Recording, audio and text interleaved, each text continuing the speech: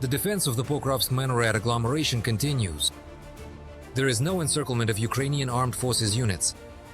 This was stated by the General Staff of the Armed Forces of Ukraine. They emphasized that just in the past day, Ukrainian soldiers eliminated 26 Russian occupiers in the Pokrovsk area. Another 64 invaders were wounded. 58 enemy infantry shelters in the city and its surroundings were destroyed or damaged. The Dobropillia operation is also ongoing. Over the past day, Ukrainian assault units advanced nearly a kilometer in certain directions.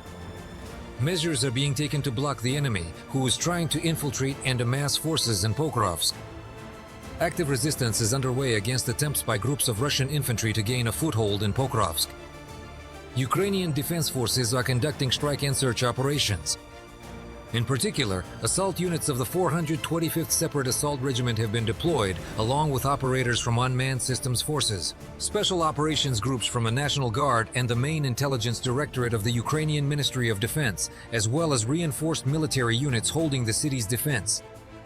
From a statement by the General Staff of the Armed Forces of Ukraine on Facebook, just in the Pokrovsk direction alone, since the beginning of the day, Ukrainian soldiers have repelled nearly half of all recorded Russian attacks on the front. The General Staff notes that the armed forces of Ukraine are steadfastly holding back the enemy's onslaught. In recent weeks, the defense forces of Ukraine have liberated 4 settlements in this section of the front, including Shakov and, accordingly, the settlements of Sexist, Zadyshek, and Kucherivia. As we can see, these are significant tactical successes by Ukraine's defense forces, which essentially put an end to the hysteria in Russian media about the supposedly catastrophic situation of Ukraine's defense forces in the Pokrovsk direction. The number of Russian assaults has also increased in the Kostantinivka, Oleksandrivka, and Lyman directions. And on the Kupiansk bridgehead, according to Ukrainian soldiers, Russian occupiers are trying to cross the Oskil River. But UAV operators are keeping the situation under control here, destroying all enemy boats and leaving the Russian occupiers not the slightest chance to get to the right bank. Analyzing the situation in the Kupiansk direction, military experts claim that the Ukrainian armed forces are stabilizing the situation there. Our defense forces are acting very pragmatically on this section of the front right now. Not only using their own forces and resources to eliminate Russian assault troops who have infiltrated the Kupiansk area, but they are also taking measures to destroy pontoon crossings over the Oskil River north of Kupiansk. They are carrying out operations to destroy key logistical routes that run along not only the eastern, but also the western bank of this river. And in general, I believe that this activity is gradually yielding results. Ukrainian border guards deliberately blew up the Russian long-range surveillance system Moromim in a Vovchansk direction. According to Ukrainian soldiers, along with the system, UAV operators and artillerymen also destroyed enemy vehicles, communication systems, and drone launch positions. You're fighting. Woika remains in his position.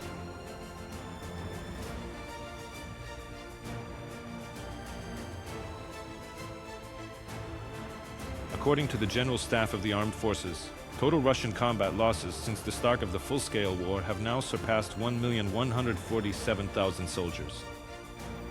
Yesterday, 6 Russian armored combat vehicles, 15 artillery systems, and 172 operational tactical level UAVs were also destroyed.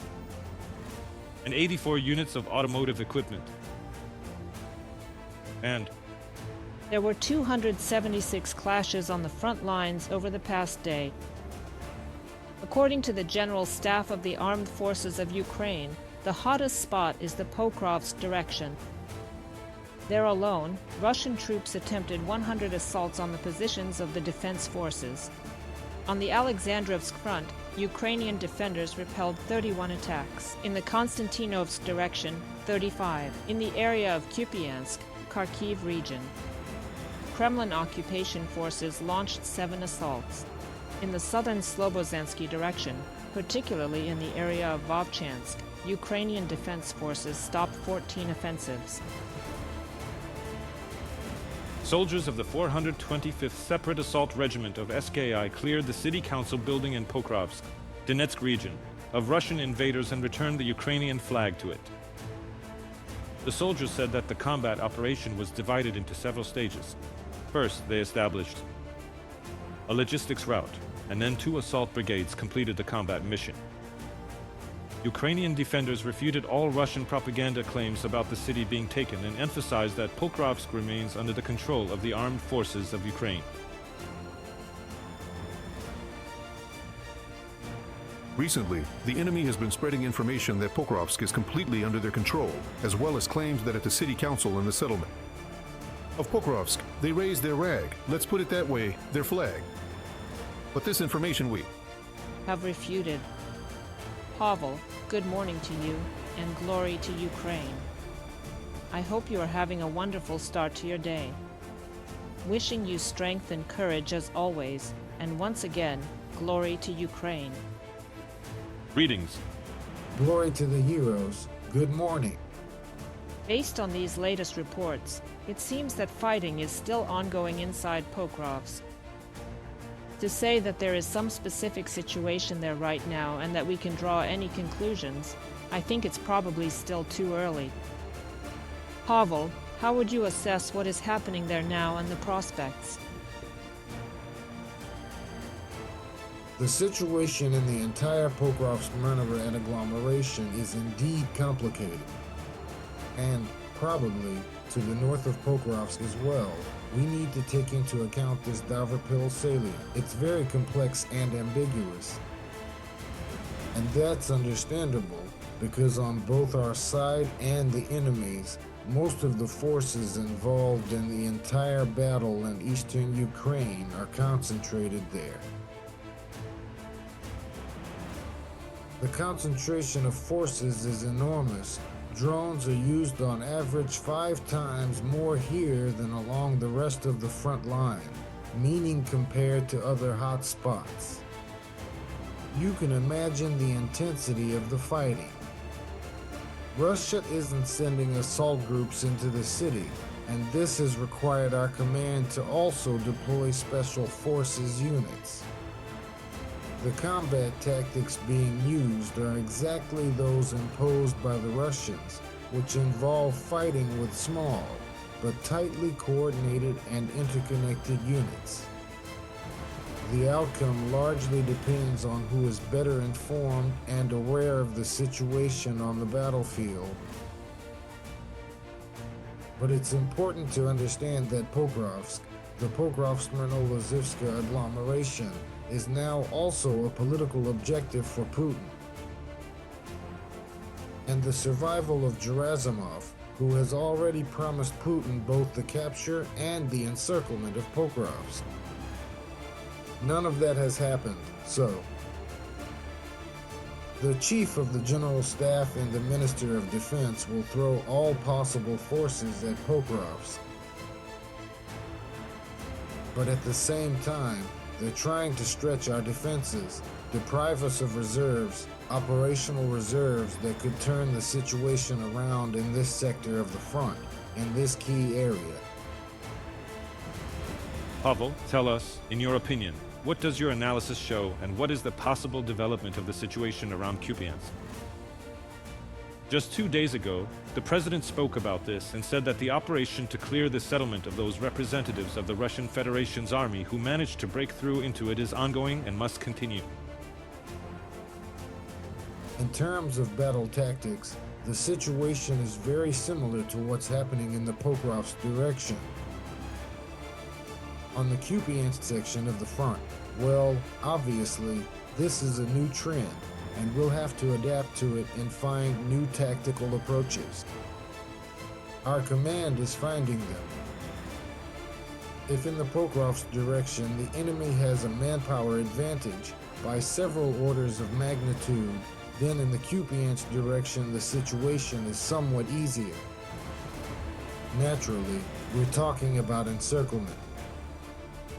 But there's no talk of encircling Kupiansk, just like Pokrovsk, because the Russians' plan was to envelop from the north, break through the river from the south, cut off a large group of Ukrainian troops, eliminate them, and create a gap in our defenses.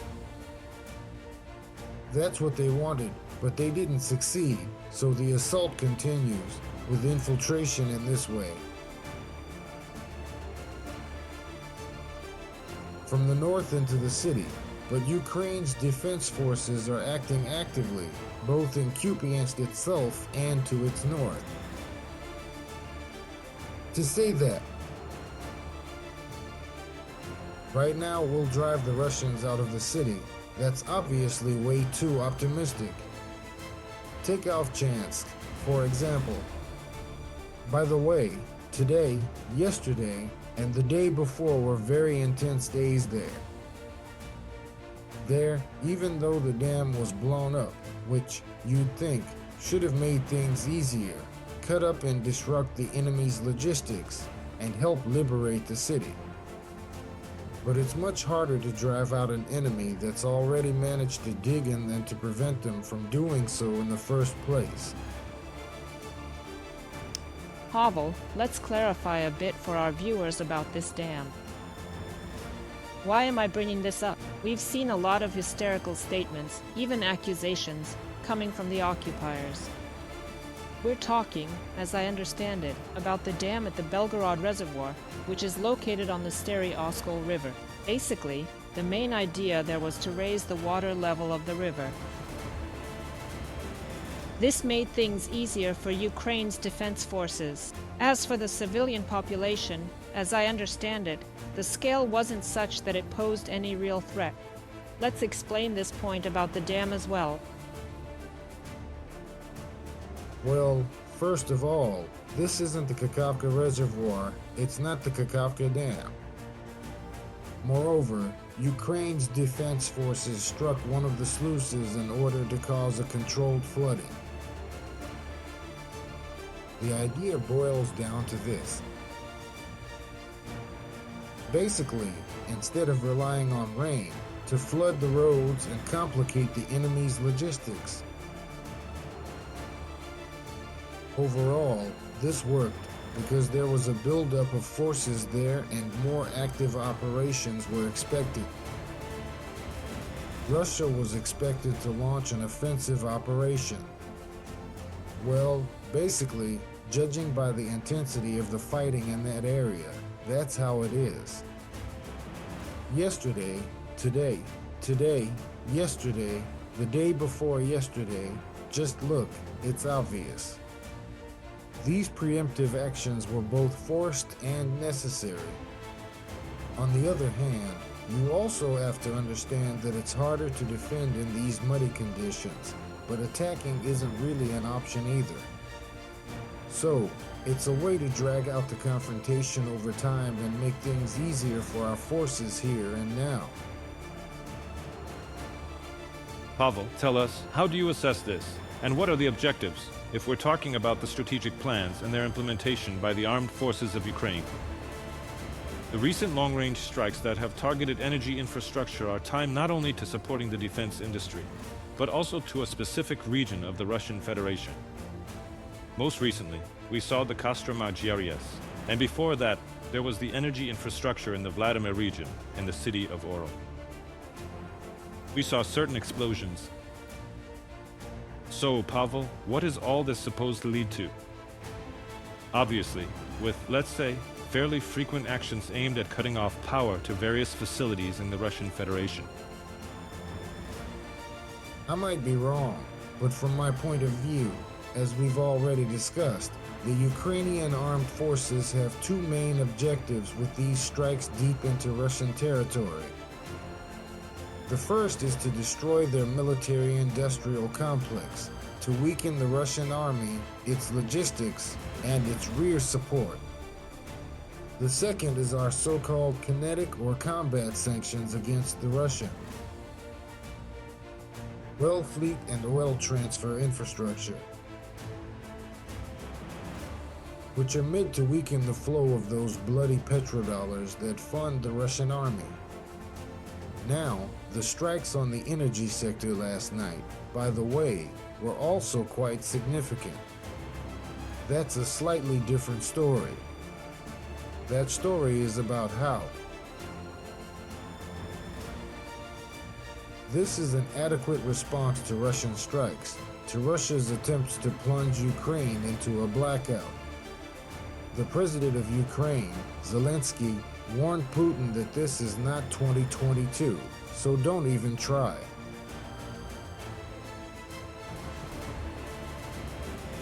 To freeze Ukrainians, we will respond appropriately.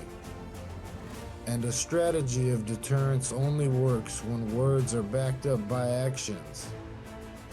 And here, there's a separate cluster of measures meant to demonstrate and stop Putin and his gang from striking our energy sector and terrorizing the civilian population. Yes, Pavel, that's right. There won't be a repeat of what happened in 2022, no matter what they were counting on. And the Putin regime, along with all its cronies, lackeys, and flunkies of the Kremlin and Putin's regime, need to understand that this is really a two-way street, with 2 lanes for movement. And there will be consequences accordingly. Thank you for the conversation. We appreciate you joining us. Pavlo, you're always welcome here. You are a friend of the Freedom Channel. Pavlo Lakiichuk, Head of Military Security Programs at the Center for Global Studies, Strategy for the 21st Century, was with us live. Subscribe to The Gaze and stay updated on the most important events, top news from Ukraine and all over the world, in-depth analysis, exclusive reports and interviews, all on hand in our channel. Join our community of viewers and stay tuned.